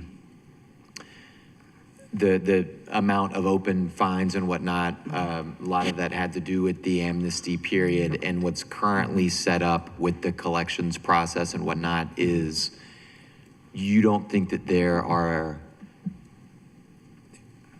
clear like opportunities for improvement on the city side with the process? I can answer that. Go, yeah, please. There are. I actually I got a ticket in Annapolis. I sent my ticket to the DOT director because it was so much easier to pay that ticket in Annapolis than it was to pay the ticket here in the city of Baltimore. So I think there are a number of opportunities that we have to be more aggressive. Councilmember Dorsey has raised a number of times, and I was actually just checking with DOT about the referral to the law department. There should not be someone who is able to get 10, 20 tickets in the city of Baltimore, and we never refer them to the law department, or we're not more aggressive when it comes to the collection. And we know who those people are. You can look the data up yourself. So I think, so just to be clear about what I think are opportunities for improvement there, one, I would say the ease of payment, I think needs to, like, we should make it as easy as possible for people to pay their tickets as simply as possible. I think that, two, to your point about technology, which again, we have a Tiger team working on this, so I'll have them double check, but making sure that there's a seamless, kind of data transfer, and to your point, that the data is getting back to DOT, so to make sure that they're always being able to boot those tickets, because now you get a $75 boot on top of having to pay your past due tickets. And then I think the third thing is working with this collections agency, which again was new under Ms. Neely's leadership, but adding in that collections agency to be more aggressive and to do that aggressive follow-up so that folks are paying their tickets because they know that there are, additional consequences if they don't pay those tickets. So those are just off the top of my head 3 things, but I definitely think that this is an area of opportunity for us. We are seeing, I think you'll hear in my presentation, a 36% year-over-year increase in citations. There's a lot more room that we have even in that as well, but we have to do our part on the city side to make it easy for people to pay us. Thank you both. Councilwoman Ramos, I was going to add an item to that if it's okay. if we could hold off on that, I want to make sure that, I do appreciate you, but we need to Thank make sure you. we get these questions in. Thank you. Councilwoman Ramos. Thank you, Madam Chair. I appreciate the discussion. First, I want to just acknowledge the revenue collections team that helped all of us resolve problems during the tax sale. Our residents always panic during that time, which is why we need reform. But in this case, we were able to help to solve problems. So I really appreciate that, and please extend my thanks to the team. I wanted to ask about and also appreciate the payment plans, and I look forward to getting into the data as well. One of the things that we saw during the tax sale this year was this mid-cycle billing issue, where people were getting bills in April that they needed to pay in 30 days, and it wasn't going to be allotted into the payment plans. I appreciate, Director, and we had a sort of a hurry up and meeting with SDAT, and I look forward to putting in a bill to changing this. But I wanted to make sure that we were taking care of those residents who had these mid-cycle bills this year. How did we handle those residents this year? I mean, we still need to collect, which we will, but it was a really panic situation for several of our residents who, by the way, have just bought properties that we have rehabbed. So this becomes an issue on the reassessment side. Absolutely. Thank you for the question, Councilwoman. Mid-cycle billing has always, by state law, been this very tight line kind of process. State law says that when a mid-cycle reassessment comes out, that the resident then must pay immediately, and the bill is due and becomes overdue after. Chief Neely, is it 30 days or 60 days? 30 days. 30 days. The bill becomes overdue after 30 days, and this can be particularly stressful if this happens in the spring, right ahead of the tax sale. We are seeing more development in Baltimore, which is a great thing, particularly on vacants development, but I believe that's why we're seeing more of these situations come up, because developments are subject to reassessments as the development is complete. I'm very much looking forward to working with you and your colleagues on a potential legislative solution for how mid-cycle billing is handled. Now, this is at the state level, but we'll So we'll No, work. it's a bill that we will have to do here. The state level is a May. Somehow we passed a law several years ago to have quarter bills and three-quarter bills, which I just think is unreasonable. So, I mean, we're still going to get the dollars, it's just a matter of when. That's right. But for this year, as we were launching payment plans, unfortunately, mid-cycle billing was handled in a completely different database for us, so we didn't have a direct way of getting everyone into a payment plan. So what we did for the time being is, as we became aware of situations with mid-cycle billing, we removed them from this year's tax sales, and it's not that many people. Right, it's not that many. And we have been working with those people individually to help them make partial payments, which for the time being has to be done manually, but we are working on a technical solution with Promise Pay to put them into payment plans as well. So we're kind of handling them case by case for now, but we were able to pull them out of this year's tax sale. Thank you for working with us on that, and I look forward to working with you on this particular piece. My second question is about, in the book, I could not find, in the books, I could not find, when we're talking about debt service, the amount of the increment that we're supposed to be getting from the rehabbed properties to be able to then go into paying off the TIF bonds. What is and for my colleagues and for the public, again, the way that the neighborhood TIF works is that we're utilizing the revenue coming in from the increased assessments, the difference between what the property was worth to then the new value after rehab, that amount of the revenue, tax revenues going in to pay these bonds that we just floated. So I'm curious, I didn't see anywhere in the book what that amount is for 2027 that we're working on. I can talk you through some of it. The additional incremental revenue from the TIF district goes to pay the bonds first, then the remainder is returned to the general fund. Yeah. As of last analysis, the TIF district was producing a little over $7 million a year in incremental revenue. That is what's available to pay the bonds. We don't need that much to pay the first tranche. In order to get a better deal on the bonds, we put 2 years worth of debt service payments in escrow, as is considered best practice for these types of bonds. But on the $28 million issue, the actual debt service on that is somewhere in the neighborhood of $2 million a year on an annual basis. There was just a little bit more put up front so that we could set up that escrow account. But Was that front payment general funds, or was that from increment? The frontage that you put in escrow? The increment is tracked, but lives in the general fund. And so anything then that doesn't go to pay debt service defaults back to the general fund. No, I'm sorry, I wasn't clear. I'm asking about, you said that you would put 2 months of payments 2 in years. escrow. Is that from general funds or from increment? From increment. Left over, from increment, okay. Okay, and so the additional dollars coming from the increment will go back into the general fund Correct. after paying the $2 million? Correct. For the bonds? Correct. And we're already working on the next round of TIF bonds. So this existing increment is sizable enough to support at least one more issue, and perhaps something after that as well. Got you. Okay, that sounds great. I'll have some more questions around the TIF later with housing. Thank you very much. Thank you, Madam Chair.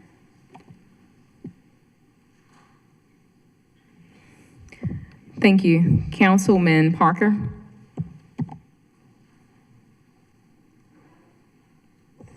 Thank you, Madam Chair. Thank you, Director Maxine and crew. Just picking back up on the tax sale plan, especially the payment plan program that was worked up. First, many thanks for all the great work the Finance Department did to get that set up, and for the Mayor's leadership on this through Promise Pay to set up the payment plan program for our residents facing tax sale this year. Can you share a little bit about the costs associated with that? What's been set aside, or what's being set aside to carry out the program? I know it's new, but just was hoping to hear more about that side of it. Sure, absolutely. In the first year of the program, we paid a flat fee to the vendor, Promise Pay, to get us set up. And that includes both the development work and the first year of implementation. That came out to $850,000. That is already well on its way to being recouped. As I mentioned in my testimony, we're coming up on something like $400,000 in actual cash payments that we've already received through the payment plan portal, and there's about $4 million scheduled for the next 12 to 24 months, depending on the payment plan. We are working with Promise Pay on what the future iteration of this looks like. We did do a 2-year contract with them to give ourselves the option of coming back next year. And we're evaluating right now if this maybe makes sense as a permanent tech feature. We had previously looked into other options for how to do payment plans. Right now, we're very pleased with how this rollout went. And so we're looking at maybe making this version the permanent version. So we're working with Promise Pay on that longer term contract. No, that's really encouraging. And again, thanks for the work on it. So $850K to set it up. It's a 2-year contract. Are there not ongoing payments or some percentage or things like that? The ongoing payment is $450,000. $450. Flat per year. Correct. Regardless of how much we receive How or much how we many use people it, sign up. correct. Correct. And one of the things we'll be evaluating is whether or not that's the most beneficial structure for the city, or if we want to enter into some kind of a revenue sharing agreement with Promise Pay. So we're looking at what's best, but for next year, it's $450. Thank you.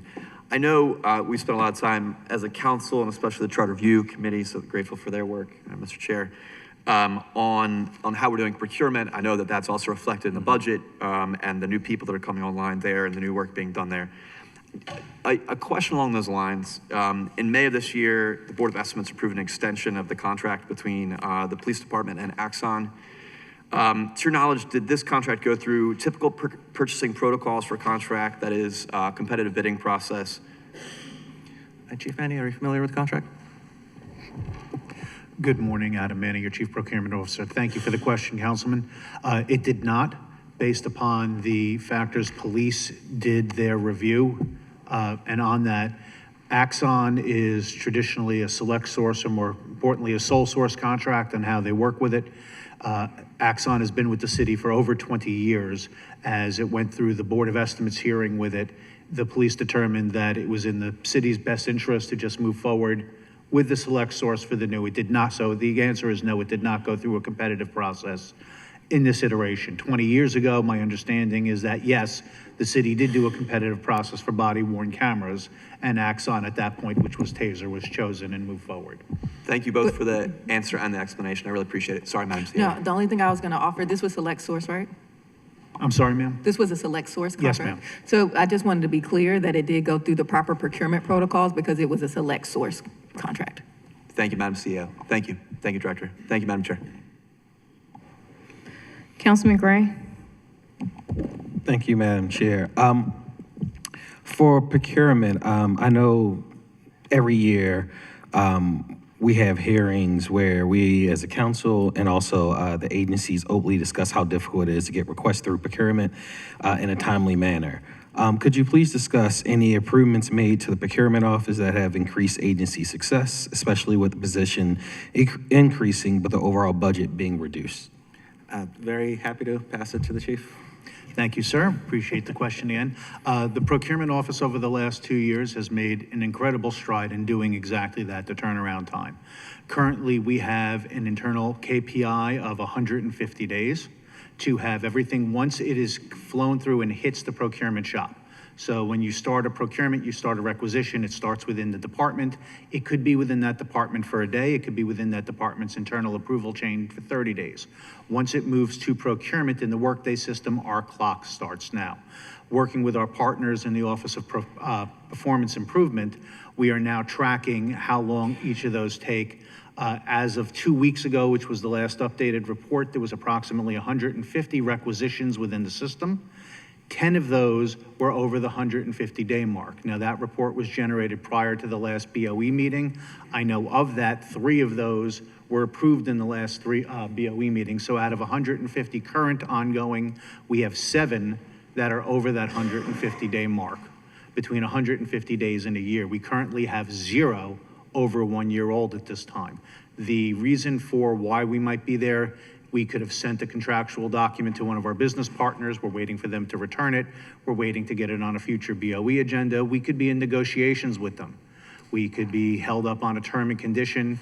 It happens very frequently where they push back and we push back before we're even going to do business with them as we're going forward. As part of the procurement transformation, besides this increase in staffing, we now have teams which are dedicated to departments, which allows the departments to know which procurement manager and which procurement officers are working on their items.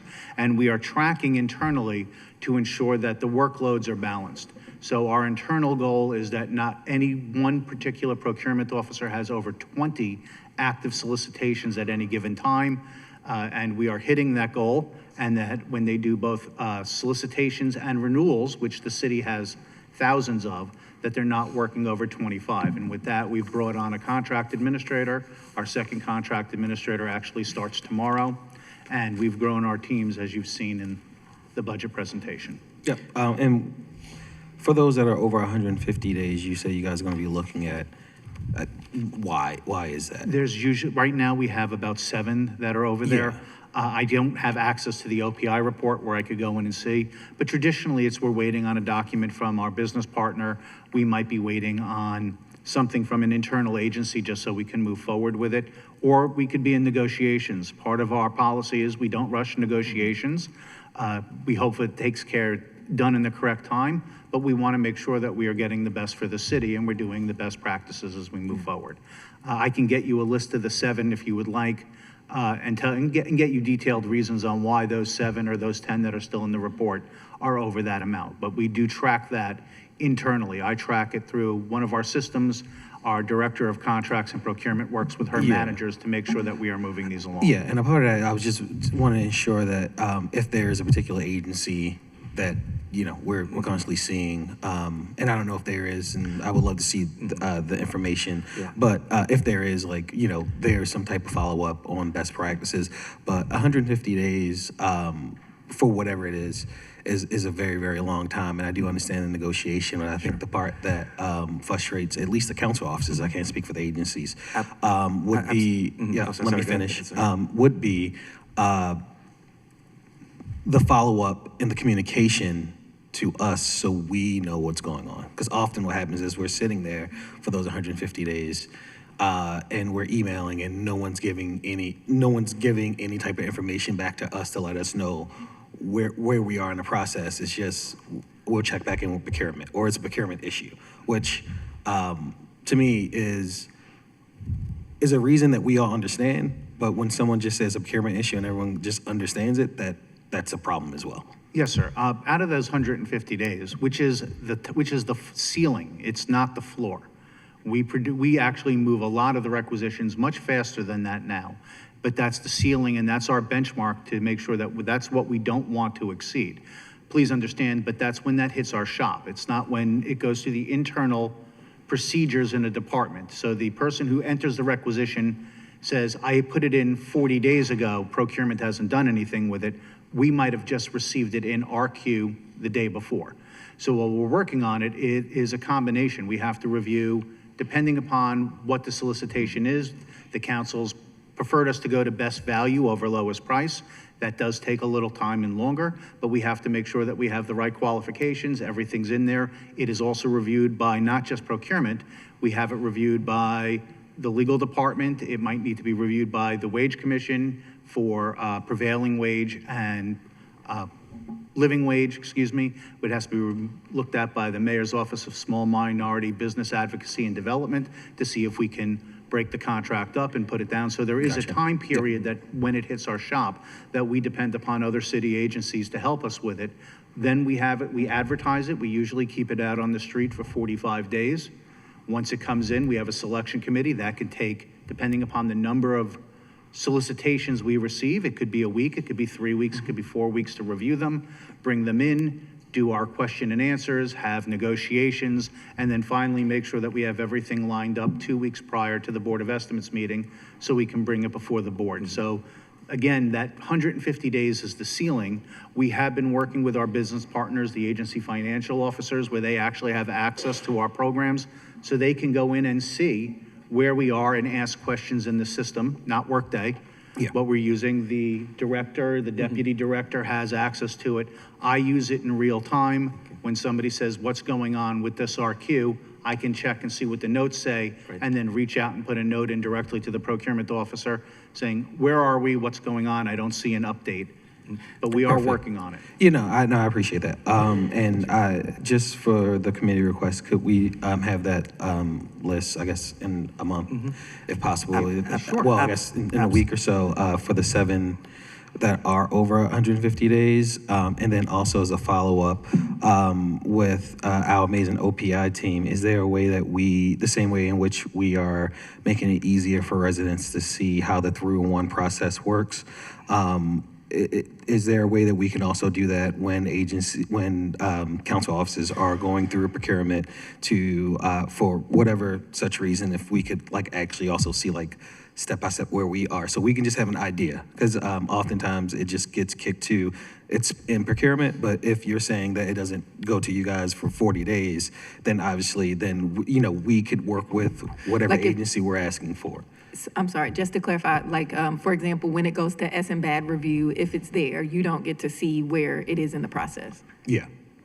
This is all in Workday, right, Adam? That's a lot of, yes, in Workday. The reports I'm referring to are the Power BI reports that OPI generates. Okay. And it shows us, those reports show when it's hit the procurement queue. Okay. It doesn't show where it is, it just shows that it's in procurement. Yeah. The internal system we are using now has notes from the procurement officers that say, I sent this to the Wage Commission on this date waiting on a return. I sent this to SMB&D on this date waiting on a return. And then when somebody from your office or somebody else reaches out to us, we then reach out to them saying, hey, you've now had this for a week, or you've had this for 3 weeks. We need a response so we can move this forward. Thank you. Councilman, before we move on, was that a week or was that a month for your committee request? For the 7 items, you have them, so I would just say a week for that. I can get you that information before the end of the week. Perfect. It's just pulling up the report and checking on what it is, and I can give you a breakdown of the RFQ number, what the item is, and where we are in the process with it. Yep, thank you. Okay, thanks all. We are welcoming Councilman Ron Dorsey from the 3rd District. He has a quick question, and then we'll be closing out with our council president. Thank you, Madam Chair. Appreciate you giving me a moment. I'm going to try to get in a couple things real quick. One, Madam Chair, I'd like, as a committee request, an account of the number of temp or non-permanent full-time workers that the Finance Department utilizes who have been here for 6, 12, 18 months or more. I'd like the law department last year began filing legal Councilman, action. How long did you need for that request? A month is fine. Thank you. Is that something that's doable for the finance department within a month to get that Yes. information? Okay, thank you. Thank you. Last year, the law department started filing cases against vehicle owners who have extreme amounts of unpaid citation debt. We've had success with that. We have tens of thousands of dollars coming in from that now. We recently filed our first case against a Virginia tag holder who is, lo and behold, an Owings Mills resident for $4,400.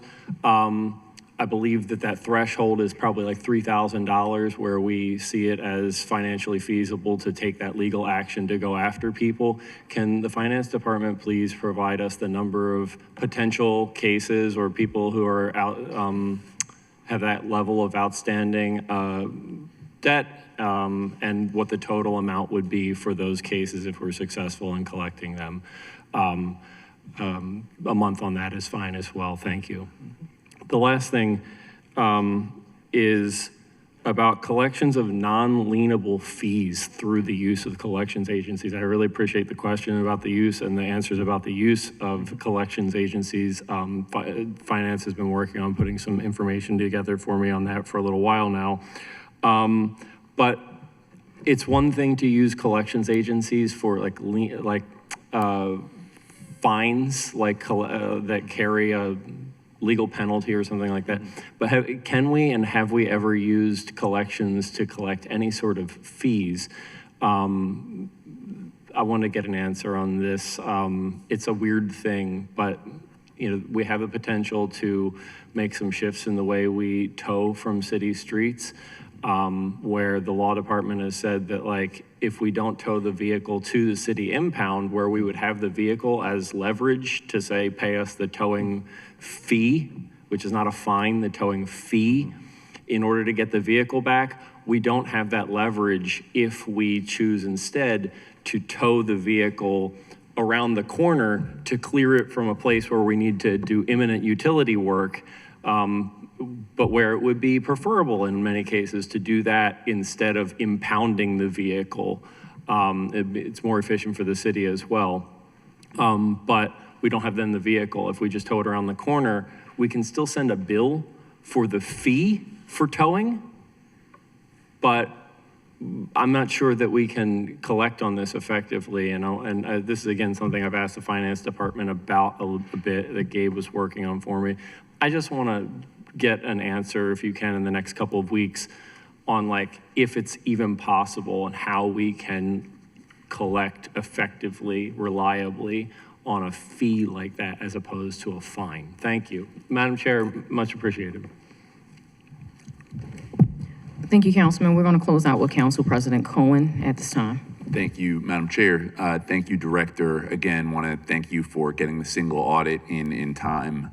I do remain deeply concerned about the findings from the recent audit heard at the Board of Estimates. It is imperative that we develop systems to fix our internal controls so that every source of revenue, lienable or unlienable, is able to be collected by the city. Our residents deserve nothing less than every dollar accounted for. I look forward to hearing further follow-up at the Board of Estimates as well as to this council. And additionally, I look forward to continuing to see us improve on our internal practices within the Department of Finance. Thank you, Madam Chair. Thank you. We're going to take a brief recess and we will be back with the Office of Immigration Services. Office of Immigration Affairs.